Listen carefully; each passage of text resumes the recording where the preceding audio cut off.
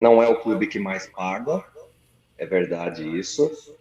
É muito correto e transparente nos seus compromissos, no seu modelo de gestão. O Ituano quase viveu o melhor ano da sua história. Campeão paulista do interior em 2022, o clube ficou a uma vitória de subir para a elite do futebol nacional. As conquistas são frutos de uma sementinha que foi plantada lá atrás e que ajuda a explicar o que hoje é o Ituano. Eu sou o Vinícius Martins e esse é o canal 4 Linhas. E nesse vídeo eu te mostro o que pode, na verdade, o que explica essa ambição e esse sucesso que esse time do interior está conseguindo.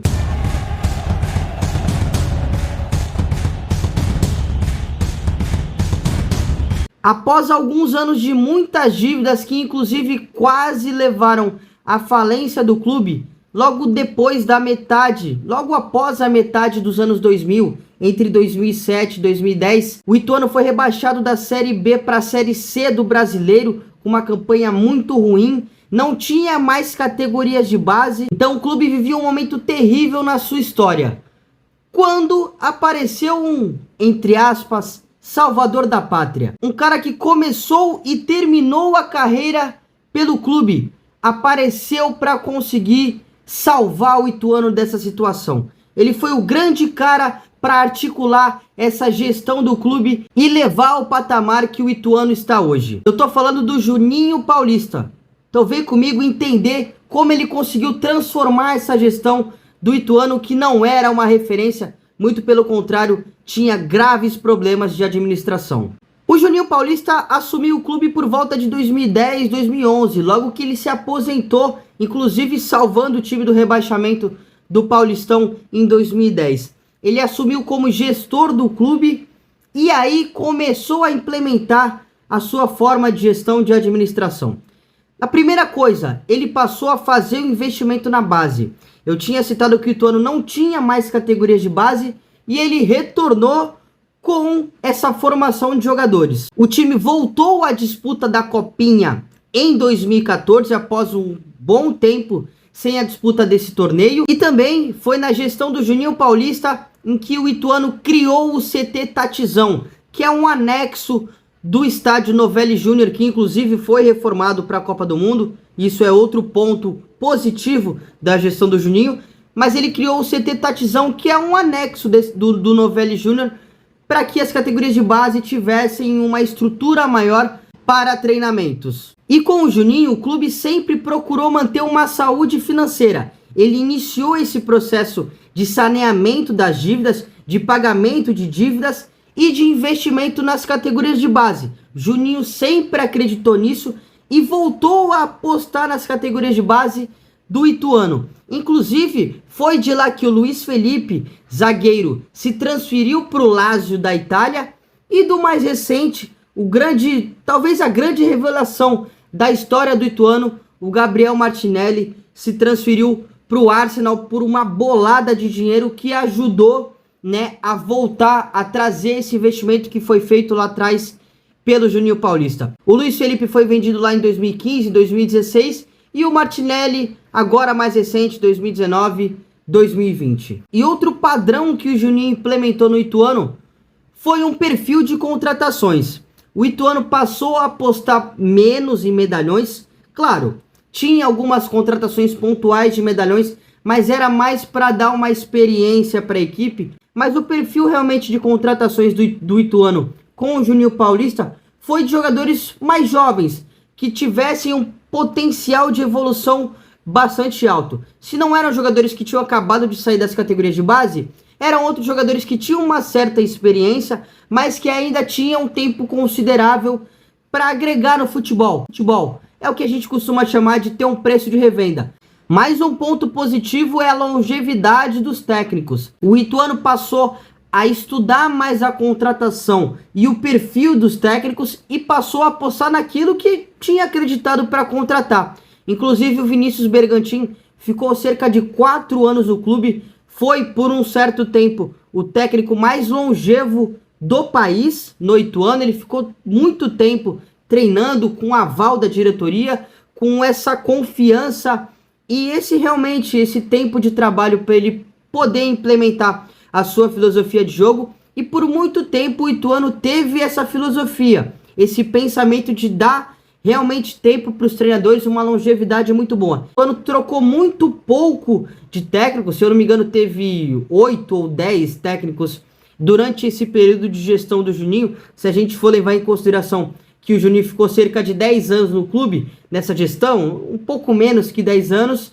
então a gente está falando aí de, em média, um treinador por ano. Então é algo sim de elogiar essa filosofia. É um clube que tem sim a sua forma de pensar futebol, mas realmente foi quando o Juninho assumiu a administração do Ituano, foi quando o clube passou a andar nos trilhos. Vivia um momento muito ruim dentro e fora de campo, e aí o Ituano foi aos pouquinhos arrumando a casa, fazendo alguns investimentos, apostando nas categorias de base, vendendo atletas, fazendo contratações pontuais e se tornar de fato competitivo, não só a nível estadual, mas também a nível nacional. E esse exemplo é mantido na atual gestão do clube. O Juninho saiu em 2019 para ir trabalhar na CBF e a atual gestão assumiu em 2020. O gestor Paulo Silvestre e o presidente Ricardo Giordani conseguem manter essa filosofia do Ituano, fizeram alguns ajustes ou outro, cada pessoa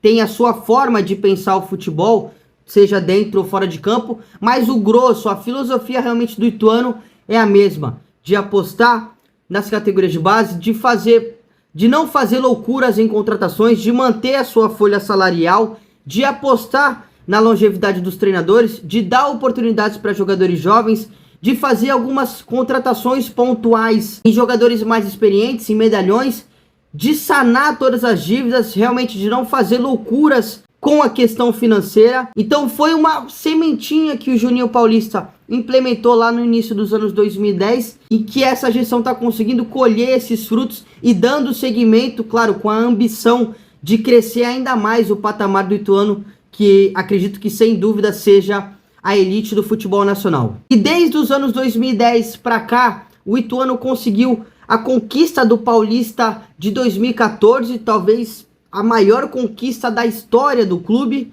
Também conseguiu o título do Paulista do Interior em 2017, do Brasileiro da Série C em 2021 e em 2022 foi campeão paulista do Interior e quase garantiu o acesso para a Série A do Brasileiro em 2023. O Ituano perdeu por 1-0 para o Vasco e ficou a uma vitória de conseguir chegar à Série A do Brasileiro. O atual técnico do clube é o Carlos Pimentel. Inclusive a gente fez uma entrevista exclusiva aqui no canal com ele, em que ele explicou bastante essa gestão do Ituano, como é a forma do clube de trabalhar. Eu acho que você, pelo menos torcedor do Ituano, deveria assistir. Eu vou deixar aqui o link na descrição.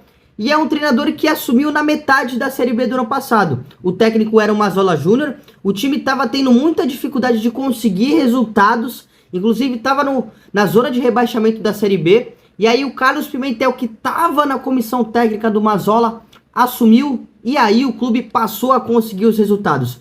Com o Carlos Pimentel, o Ituano saiu da zona de rebaixamento para a 6ª colocação do Campeonato Brasileiro da Série B do ano passado. O Ituano, só para ter uma ideia, foi campeão do 2º turno daquele campeonato. E detalhe, o Pimentel conseguiu essa conquista sendo interino. Ele nos contou também sobre isso nessa entrevista.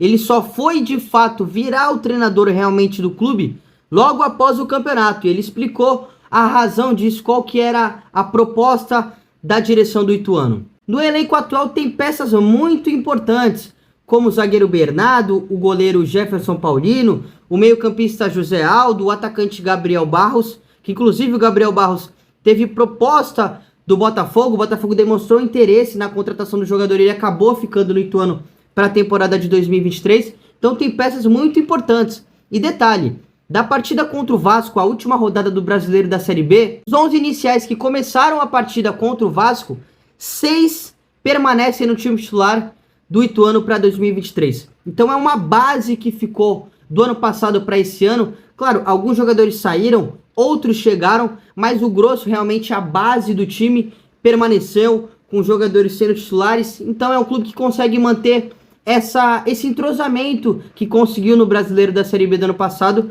para a temporada de 2023. Então espera-se muito do Ituano na temporada de 2023, com esse segmento do ano passado e também com uma gestão exemplar da sementinha que foi passada lá atrás e que hoje está conseguindo colher os frutos e dando segmento com ambição ainda mais de fazer o Ituano crescer de patamar a nível nacional. Beleza, galera? Essa foi a curiosidade de hoje, mostrar como o Ituano se tornou um exemplo de gestão após o clube quase chegar à falência.